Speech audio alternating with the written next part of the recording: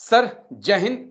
बहुत-बहुत शुक्रिया समय देने के लिए। कैप्टन श्याम कुमार सर, बहुत-बहुत शुक्रिया। नेवी में आपने एक लंबा वक़्त दिया है सर, और कल डिफेंस का बजट आने वाला है और डिफेंस को लेकर मैंने आपके साथ बातचीत करनी थी कि नेवी की क्या रिक्वायरमेंट हैं। निर्मला सीतारमण जो कि पहले डिफेंस मिनिस्टर भी रह चुकी हैं, काफ़ी सबमरीन में भी वो गई, और इंडियन आर्मी में भी एलओसी पर एलएसी पर उन्होंने दौरे किए। तो कितनी उम्मीदें हम फाइनेंस मिनिस्टर से, जो कि डिफेंस मिनिस्टर रह चुकी हैं, उनसे कर सकते हैं। सबसे पहले तो मैं ये अपने दर्शकों को कुछ एक छोटी सी जानकारी देना चाहता हूं सर, क्योंकि वो जानकारी दर्शकों के लिए बहुत जरूरी है। जीडीपी का हम सिर्फ 2% जो है डिफेंस बजट पे खर्च करते हैं।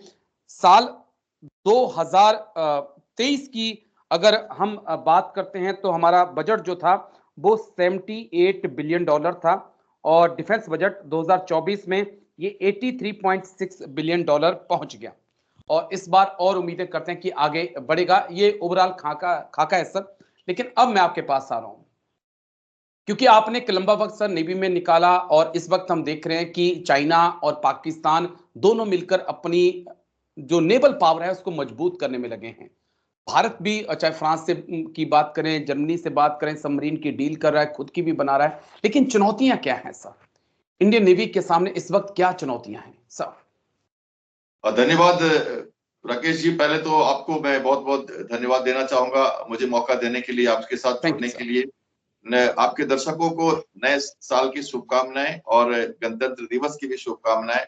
75वें साल के बाद हम 76वें में प्रवेश कर चुके हैं और भारत एक शक्तिशाली राष्ट्र के रूप में अब विकसित हो रहा है। तो जाहिर है कि ऐसे मौकों पर जब डिफेंस बजट आए तो इसके बारे में बातें होती हैं।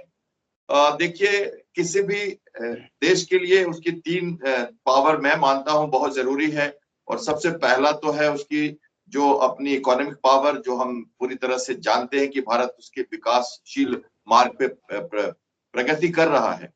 और दूसरा उसकी होती है मिलिट्री, जो हम दूसरी बात करने चाहते हैं मिलिट्री की। और तीसरा जो सॉफ्ट पावर, उसकी संस्कृति और कल्चर। तो तीनों में भारत देखिए एक तरह से आगे बढ़ रहा है। मिलिट्री बजट की बात करते हैं तो सबसे पहले आपने चैलेंजेस की बात की, और नौसेना के चैलेंजेस की बात मैं करना चाहूंगा।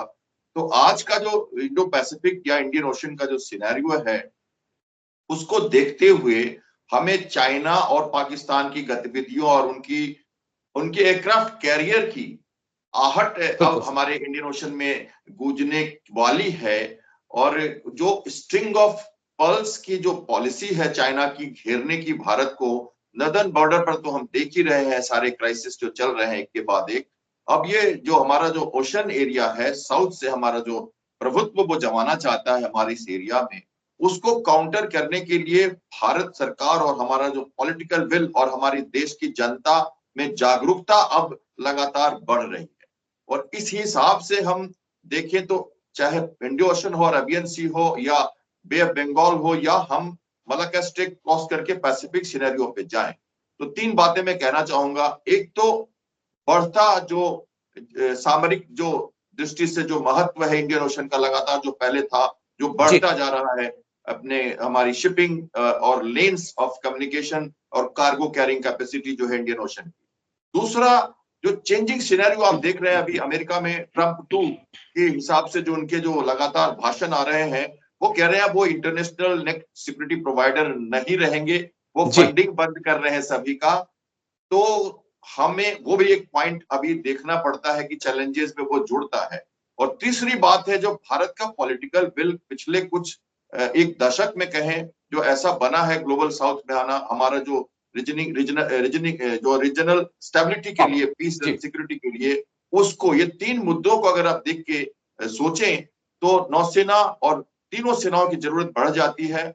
और उसके बाद जो करंट सिनेरियो डेवलप हुआ मिडिल ईस्ट में, जो रशिया और यूक्रेन में हो रहा है, एक्सपोर्ट और इंपोर्ट डिफेंस की जो बातें लगातार बढ़ रही हैं, तो उसके हिसाब से हम देखें, या हमारी जो पेट्रोल आने की जो तरीके हैं, चाहे वो यूरोपियन से हो, गल्फ से हो, या खासकर रशिया से, इन सबों का जो प्रभाव है वो महासागर में पड़ता है, क्योंकि ये सब कुछ सी लेन्स ऑफ कम्युनिकेशन से आते हैं।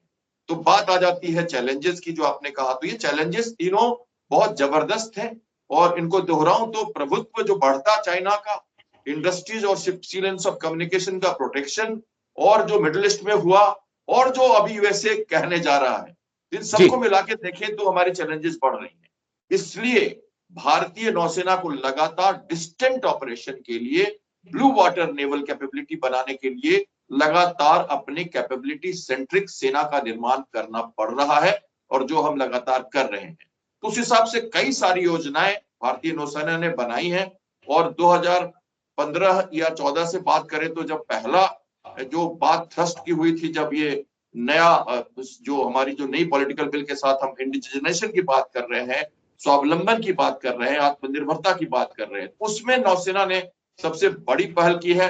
और इसके बारे में मैं थोड़ी विस्तार से चर्चा आपसे करना चाहूंगा कि हम कैसे प्लान बना रहे हैं, क्या ले रहे हैं, और क्या आगे हमारी कैपेबिलिटी में वृद्धि हो रही है। इसी मुद्दे पे आ रहा हूं कि हम क्या बना रहे हैं। लेकिन दूसरी तरफ हम ये देख रहे हैं कि हम फ्रांस के साथ अब खबरें आ रही हैं कि प्रधानमंत्री फ्रांस जाने वाले हैं, वहां पर 3 सबमरीन की डील होगी। बीच में जर्मनी के साथ भी खबरें हैं कि जर्मनी के साथ भी हम सबमरीन की डील कर रहे हैं। कुछ फ्रिगेट्स की भी बातचीत चल रही है। इस बीच हमने देखा कि खुद हम सबमरीन का निर्माण कर रहे हैं, कई समुद्र में उतर चुकी हैं, कईयों का इस वक्त अलग अलग जगह पे निर्माण चल रहा है।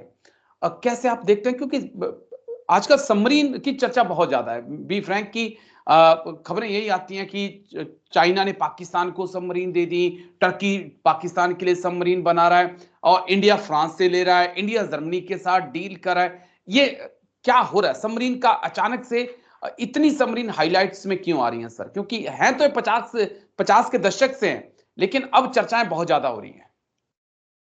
मैं एक हिस्टोरिकल पर्सपेक्टिव के साथ और जो मॉडर्नाइजेशन प्लान है उसको मैं डिस्कस कर देता हूं, ताकि ये क्लियर हो जाए। देखिए, जहां तक शिप्स की बात है, तो भारतीय नौसेना ने सबसे पहली सेना थी जिसने एक मैरीटाइम डॉक्ट्रिन बनाई और पहली बार रिलीज किया उसको। और उसके बाद जब आत्मनिर्भर भारत की बात आई, तो INAP जो आईपी है, इंडियन नेवी इंडिजिनेशन प्लान, 2015 में बनाया गया। और उसके तहत जो पॉलिसी बनी गवर्नमेंट की, एक्सपोर्ट को बढ़ाना, इंपोर्ट को कम करना, उससे करीब 5000 मटेरियल आइटम्स इंडियन नेवी ने इंडिजिनाइज कर लिए हैं। और 2000 आज की नौसेना अगर 125-150 शिप्स में और 300 एयरक्राफ्ट में है, तो 2030 का हमारा हमने बनाया है मैरीटाइम कैपेबिलिटी पर्सपेक्टिव प्लान, जो हम रिवाइज कर रहे हैं। अब हमने पीएलए नेवी के साथ अगर हम देखें तो विस्तारवादी नीति की तरफ हम नहीं चाहते, लेकिन हमारे को जो हमारी एरिया ऑफ इंटरेस्ट में हमारी कैपेबिलिटी की जरूरत है, मिनिमम क्रेडिबल डिटरेंस जिसको कहते हैं, उस पर प्लान बना के हमने कैपेबिलिटी सेंट्रिक, नंबर सेंट्रिक नहीं, कैपेबिलिटी सेंट्रिक सरफेस नेवी का निर्माण का प्लान किया है। 2035 का हमारा प्लान है, और विजन 2047 का प्लान है, जिसके हिसाब से हम अपनी बढ़ोतरी करेंगे।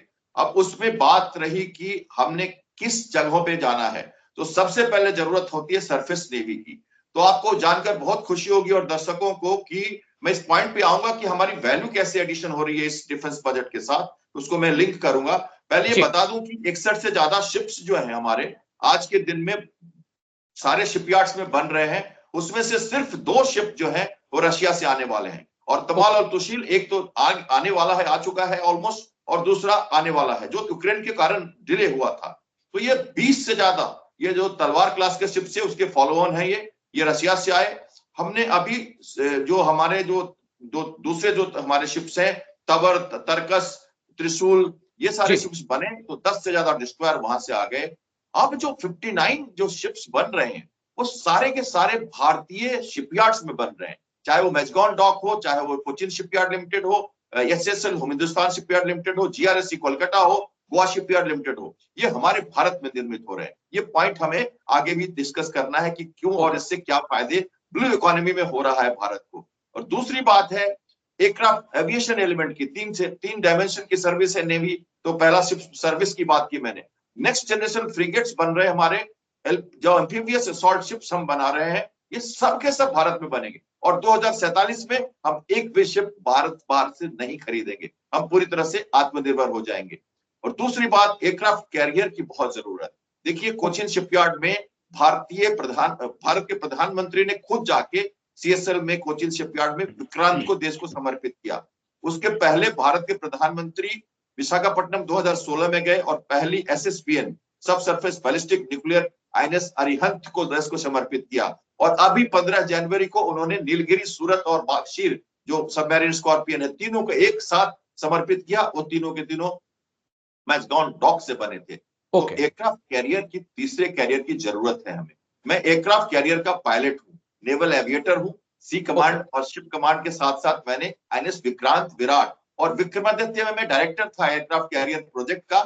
इंडक्ट किया हमने बड़ी लेट नाइट को वो डील साइन की थी यहाँ पे, पहले वो स्क्रैप हो गया था। तो इंडक्ट करने में मैं इसमें उस जगह पे पूरी तरह से मैं मौजूद था और हमने उसको एक तरह से ऑपरेशनलाइज किया फिर भारत में लाके। तो कैरियर की थर्ड की जरूरत है, जिसके लिए बड़ी फंडिंग चाहिए। मैं एक बात और कहना चाहूंगा, सबमरीन की बात पूरी कर दूं।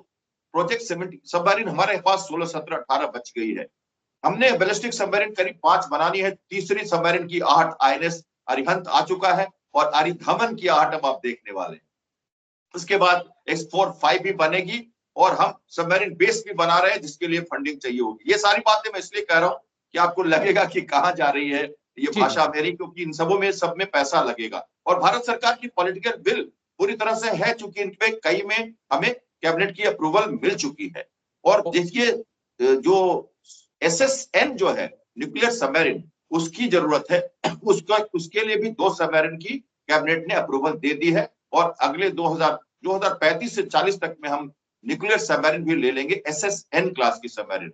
और अभी आपने जो सुना है जर्मनी से TSNK के साथ जो हमारा समझौता हुआ है, उसमें हमें जो सबमरीन बनने वाली है मैजगॉन डॉक में ट्रांसफर ऑफ टेक्नोलॉजी के साथ, और वो सबमरीन एयर इंडिपेंडेंट प्रोपल्सन के साथ होगी, स्टील्थ सबमरीन होगी और लैंड अटैक क्रूज मिसाइल्स भी उसमें फिटेड होगा। इसके साथ साथ आपने अभी सुना होगा कि 6 सबमरीन हमने मैजगॉन डॉक में बना दिया। आप पानी ले लीजिए सर, आप पानी पी लीजिए, पानी पी लीजिए, आप पानी पी लीजिए आप। Thank you. तो हमने 3 सबमरीन बना लिए, 6 सबमरीन हमने बना ली है और हमने अभी 3 स्कॉर्पियन सबमरीन और हम मैजगॉन डॉक में बनाने वाले हैं। देखिए, हमारे पास करीब करीब 30 से 40 सबमरीन की जरूरत है, जो हमें 2040 तक चाहिए। और इनको हमको बनाने के लिए गवर्नमेंट ऑफ इंडिया ने कई प्लान बनाया, लेकिन उनमें से कुछ प्लान डिले हुए हैं, कुछ प्लान बन रहे हैं। मैं एयरक्राफ्ट कैरियर के साथ साथ राफेल की बात न करूं तो शायद सही नहीं होगा। बिल्कुल, उसकी भी डील होने वाली है फ्रांस में।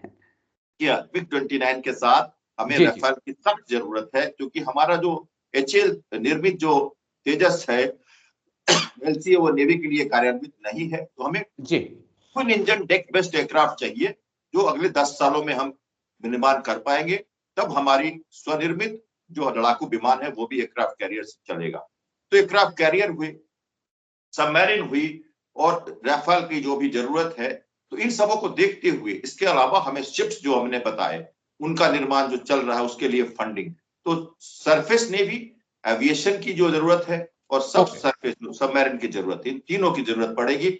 और भारत कुछ देशों में आ गया है, 5-6 देशों में, जो एयरक्राफ्ट कैरियर बना रहा है, SSBN बैलिस्टिक सबमरीन बना रहा है और अब हम एयरक्राफ्ट भी बना रहे हैं। अब बात रही कुशलता की, जिसके बारे में मैं थोड़ी बात करना चाहूंगा। तो आगे जैसे चर्चा होगी, मैं कुछ इकोनॉमी के साथ भारतीय नौसेना की कैपेबिलिटी को जोड़ के बताना चाहूंगा। हाँ बिल्कुल सर, क्योंकि हमने देखा कि किस प्रकार से पिछले 2024 में ही कई ऑपरेशन हमने अरब सागर में जाकर किए, जहां उम्मीद नहीं की जा रही थी कि इंडियन नेवी यहां तक पहुंच सकती है।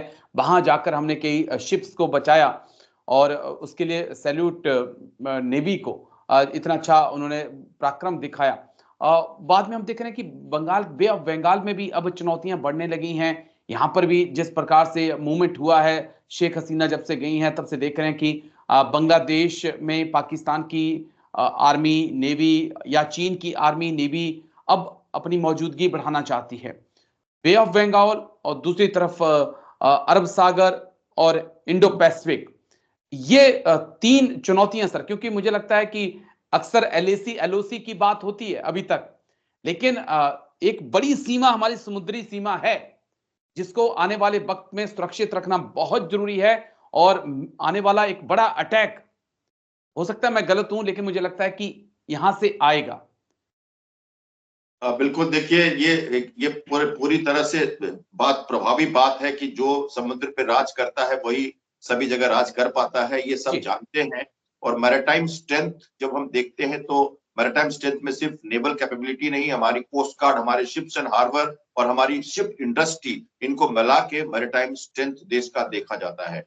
तो इसलिए नौसेना के साथ हम बात करें तो आपने जो चैलेंजेस बताए वो मैंने पहले कहा था, पर फिर भी मैं कुछ बातें जरूर बता दूं कि बे ऑफ बंगाल पे हम लुक ईस्ट पॉलिसी के तहत काम कर रहे हैं लगातार।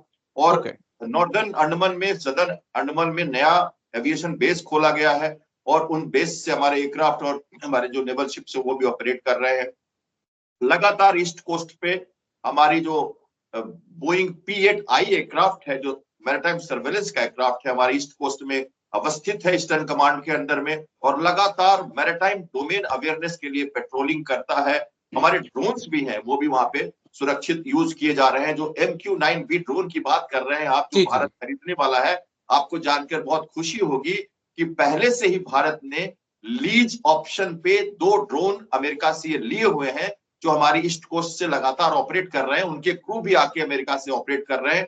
और देखिए, जब प्रोक्योरमेंट की बात करते हैं तो कुछ ऑप्शंस होते हैं जिसमें लीज की बात आती है। ओके नौसेना इस बारे में हमेशा से अग्रिम रही है। हमने देखिए सबसे पहले जो एक सबमरीन हमने रशिया से ली थी लीज पर, और उस सबमरीन को INS चक्रा को हमने बहुत समय तक ऑपरेट किया, और अब वो चली गई, दोबारा आई, फिर चली गई, उसी पर हमने अपनी सबमरीन का निर्माण किया। तो लीज पर लेने से कम पैसा लगता है और आपको शक्ति बढ़ती है, आपको समझने की, कुशलता हासिल करने की। दूसरी बात मैं कहना चाहूंगा कि चैलेंजेस की बात हम कर रहे हैं तो मलाक्का स्टेट और सुंदरा स्टेट जो है, जो पैसिफिक को जोड़ता है, वहां पे हमारी लगातार पेट्रोलिंग जरूरी है, क्योंकि वहीं से हम चोक पॉइंट, ये चोक पॉइंट है जहां से हम देश पूरे सी लेन्स ऑफ कम्युनिकेशन को, अपॉर्चुन टारगेट को जरूरत पड़ने पे अफेक्ट कर सकते हैं और दूसरे को डेटर कर सकते हैं, ताकि वो कुछ युद्ध की प्रभाव नीति में काम नहीं कर पाए। इसलिए हमारे शिप्स और सबमरीन को लगातार इस एरिया में रहना ही पड़ता है। और जब आपने मिडिल ईस्ट की बात की तो हमारा बहुत सारा प्रभाव अब उधर भी गया। बिल्कुल हमने C-17 एयरफोर्स के साथ ज्वाइंट वेंचरशिप दिखाते हुए कमांडो ऑपरेशन किया अफ्रीकन कोस्ट पे जाके, और पिराट जी से शिप को छुड़ाया। तो सागर जो पॉलिसी है हमारी, security of all in the region, उसके तहत हम इस देश के बड़े, इस एरिया के बड़े भाई की तरह काम अगर करना चाहते हैं तो हमें बड़े शिप्स और इंड्योरेंस बाई शिप्स बनाने पड़ेंगे, रखने पड़ेंगे, और उनको दूसरे देशों तक अपनी प्रभाव जमाने के लिए भेजना पड़ेगा। जो पिछले कुछ सालों में लगातार आप देख रहे हैं, समुद्र से, गहराइयों से और दूर समंदर से आड़ कम आती थी, अब वो ज्यादा आने लगी है, ज्यादा विजिबल हो गई है। इसलिए नौसेना का बजट लगातार बढ़ता जा रहा है। और इसके साथ ही जो चैलेंजेस हैं, जिबूती में बेस बनाया चाइना ने, जी जी देखिए वो ईस्टर्न कोस्ट पे भी आने की कोशिश कर रहा है। हमने देखिए वियतनाम को, म्यांमार को सबमरीन, वियतनाम को शिप, एक कॉर्वेट दिया है। हम इंडोनेशिया के प्रधानमंत्री को यहाँ ला रहे हैं और 26 जनवरी को उनको गेस्ट बना रहे हैं। मेमोरेंडम ऑफ अंडरस्टैंडिंग साइन कर रहे हैं उनके साथ, ताकि हम सर्च एंड रेस्क्यू में, मैरिटाइम पेट्रोलिंग में, कोस्ट गार्ड, नेवी के साथ ईस्ट में पूरा हमारा वर्चस्व बने। और हम यही नहीं, हम मलाक्का स्टेट कोस्ट क्रॉस करके पैसिफिक में वियतनाम तक, जापान तक जाके लगातार हमारे शिप्स अभी भी वियतनाम और जापान से वापस आ रहे हैं, कोस्ट गार्ड और नेवी के, तो हम वहां भी अपना प्रेजेंस दिखा रहे हैं। अब इन सबों के लिए तो पैसे चाहिए, इन सबों के लिए सस्टेन्ड ग्रोथ के लिए एनर्जी चाहिए, वो मनी के रूप में। लेकिन हमें लगता है कि जो भी बजट आपने बताया, आंकड़ों, बिना आंकड़ों में गए हुए मैं ये देख रहा हूं कि कैसे नेवी, एक एग्जाम्पल मैंने आपको दिया है लीजिंग का, कुछ और बातें कहना चाहूंगा, जैसे आपके प्रश्न आएंगे मैं उनमें से बीच में से निकाल के आपको बताऊंगा कि नेवी किस तरह से स्ट्रीमलाइन करके अपने कम पैसे में ज्यादा कैसे अपनी कैपेबिलिटी बढ़ा रही है। हाँ जी सर, बस यही सवाल, क्योंकि लंबा वक्त मैंने ले लिया है आपसे। मेरे जो व्यूअर्स हैं वो 15-20 मिनट के आसपास मुझसे गायब हो जाते हैं, नाराज हो जाते हैं। तो बस आखिरी पॉइंट आप अपना जोड़ दीजिएगा, जो बात आप कहना चाहते हैं, क्योंकि 18 से 20 मिनट में वो लोग मुझे छोड़ जाते हैं, बोलते हैं सर मैंने आपको बहुत सुन लिया, बहुत ज्ञान आपने दे दिया। मैं ऐड करना चाहूंगा कि देखिए, नौसेना जब से भारत की सरकार का ये जो स्वनिर्मित योजना जो शुरू हुई है, तो इसमें क्या है कि डोमेस्टिक जो खर्च है वो बनाने का कम आता है, और इसके कारण अगर आप फंडिंग कम भी देखते हैं तो लीज करना या देश में बनाने से अगर शिप्स और एयरक्राफ्ट या सबमरीन्स ये सारे के सारे जो बन रही हैं अभी, ये सब इसी कारण से डिले भी हो रहा है, क्योंकि सरकार चाहती है कि सब कुछ भारत में बने। इस हिसाब से आप देखेंगे तो compare to army and air force, हमारे जो शिप्स है, एयरक्राफ्ट और जो भी हमारे सबमरीन्स है, इनमें खर्चा कम लग रहा है, तो वैल्यू एडेड हो रहा है, कम खर्चे में ज्यादा पैसा सामान मिल रहा है। इसलिए अगर बजट लगे कम भी तो आपको लगना नहीं चाहिए। और रिवाइज एस्टिमेट जब आप देखते हैं तो उसके हिसाब से कंपेयर करेंगे तो हमारी बजट कैपिटल आउटले में लगातार इंक्रीज हो रहा है। लेकिन 3 बातें जो मैंने कही, जो ग्रोथ की सरफेस नेवी, सबमरीन और एयरक्राफ्ट की, एयरक्राफ्ट कैरियर की, तो उसके हिसाब से तो हमें फंड बढ़ाने ही पड़ेगा। और इकोनॉमी बढ़ रही है तो परसेंटेज ऑफ जीडीपी भी बढ़ेगा, और उस मामले में अगर हम देखें तो हमारी इकोनॉमी बढ़ेगी तो परसेंटेज का अमाउंट बढ़ जाएगा, और अगर डोमेस्टिकली हम इसको बनाएंगे तो वैल्यू एडेड हो जाएगा। तो इन सबों को मिला के नौसेना की ताकत बढ़ेगी।